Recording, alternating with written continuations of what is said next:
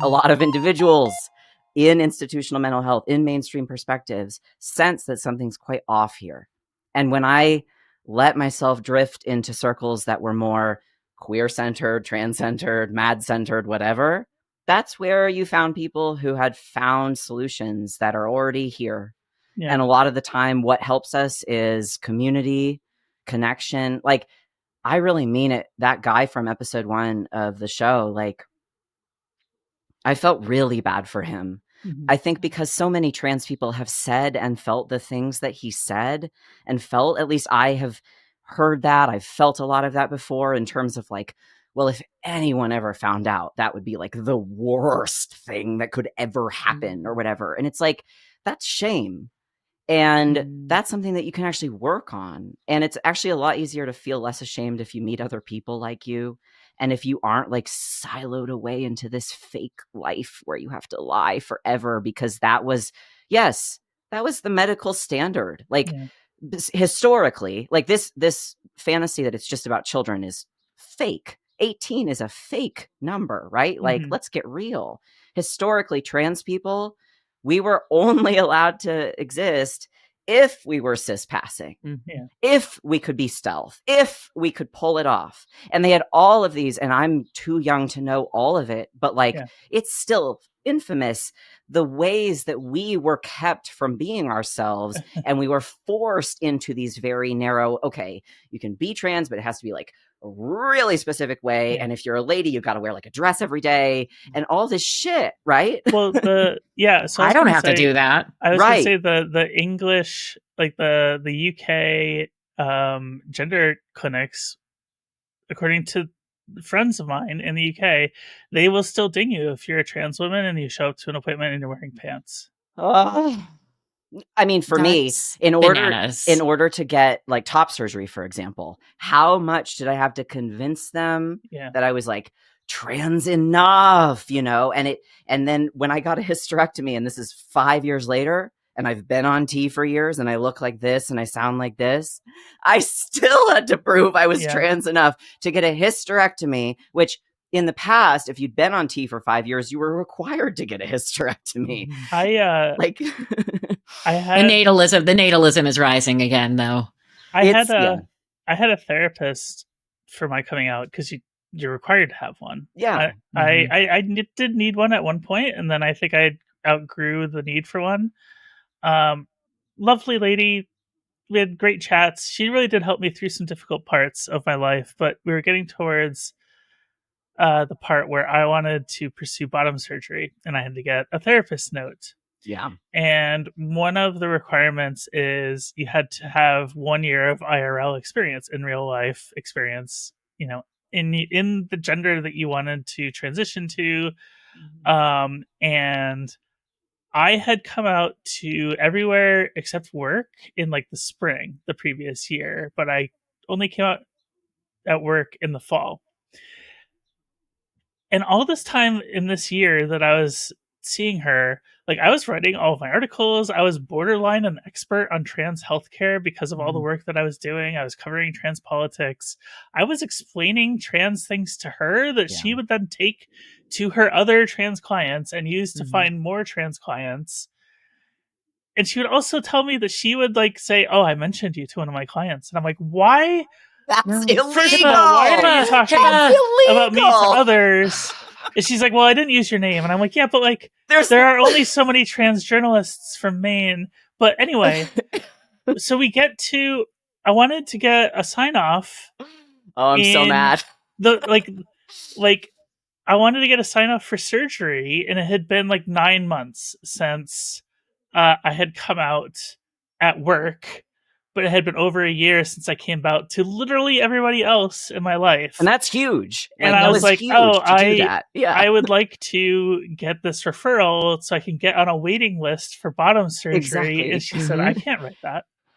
And I was like, what do you mean? She goes, you haven't done a full year. You have to go on your work date. And I'm like, what right do you have to like tell me this while also like taking the knowledge that I've given you through our therapeutic sessions and using them to enrich yourself. No. This is why the paternalism of the cis gays being the kind of medical and media gays, this is the issue, is that they think it's their right to stop us from being who we are.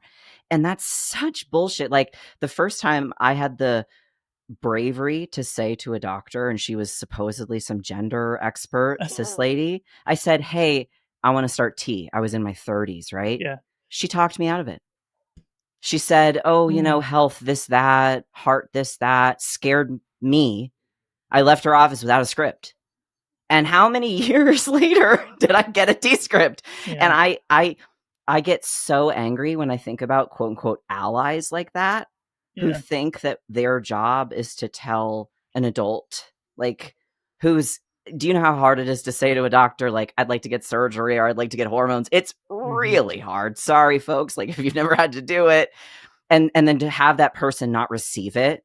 Yeah. I actually, like, I feel such rage about that still. And I think it's because she's someone who, when I see her name out there as the expert or whatever, I'm like, bullshit. Yeah. You don't understand how much pain I was in that day. You don't understand the cost of having turned me down and how much time it took me to build the courage up again to find another practitioner and say, hey, hey, like, it's so hard. Yeah. And so for a child, like, let's suppose different timeline. It was the 80s and 90s and trans kids could have existed back then. I would have been the kind of kid who would have opened my mouth right away. I would have said, give me the shit. I would have said, I'm trans. I would have said anything I needed to say in order to get healthcare. I didn't have that. I didn't have that as a possibility. No doctor ever saw me and said, oh, you look like a tomboy. You look like you're having some problems. Like, no one ever talked to me, right? And so somebody like Azine, who's sort of like moral quest here, is to prevent, like, I think the idea is, because cis people are better than trans people, if we would accidentally make one trans person, that would be an issue. Like, that seems to be their working premise. Because in the original days, there were boys and girls, okay?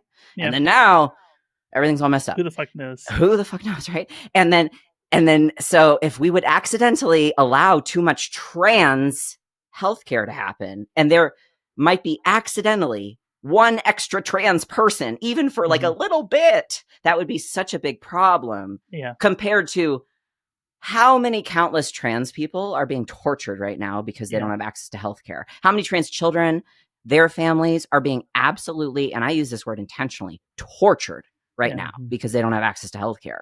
And like, that doesn't matter at all. The moral calculation is one cis person being injured is a huge issue for us. In theory, can I just say this aloud?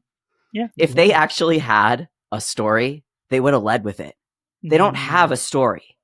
If you had some big scandal where like accidentally all these trans kids were made that we didn't, oh God, you'd lead with that. That would be your story. They don't have a story. They have this kind of like moral panicky narrative thing where they're like, well, it went too far. And so let's kind of like fill in the blanks behind that.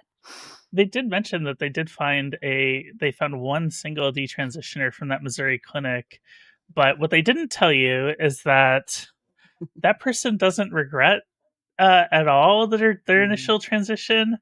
They felt it was the right move at the time, and they have no ill will towards the clinic. They don't tell you that part in the podcast. Exactly, because the point is to prove that trans people have gone too far. The point is to not show reality. Like, I think all of us trans folks, like I know someone, for example, who detransitioned, to use that word. This is someone who I respect a lot. I still respect a lot. This is someone who's older than me. This is someone who's taught me a lot. Like, just because I used to know them by a different name and pronoun, and now I use a different name and pronoun, what the fuck? Why would that ever be a problem for me? Like, I'm a trans person. Like, to me, there's such a false binary between trans people and detransitioners. Like, that's actually another false front in this war. The only front is between the fascists and me and my community. Like, that's it. There's just, you're fighting against me or you're fighting with me. Like, if you're silent, you're against me. If you're both sidesing, you're against me. You know? I went on a date one time with somebody who they're like, yeah, I transitioned at one time and then I transitioned back. And I was like, oh, you're a detransitioner. And they looked at me and they took a deep breath and they said, so there is a word for someone like me. See what I mean? And I'm like, and that is gender affirming. And the access to community matters so much. Right. Yeah. Thank you so much for watching and or listening. And if you like this episode, be sure to like and subscribe. And if you're an audio-only listener, make sure that your app is set for automatic download. And we just started offering channel memberships. We're doing a monthly live stream for channel members, so be sure to check that out. Happy canceling!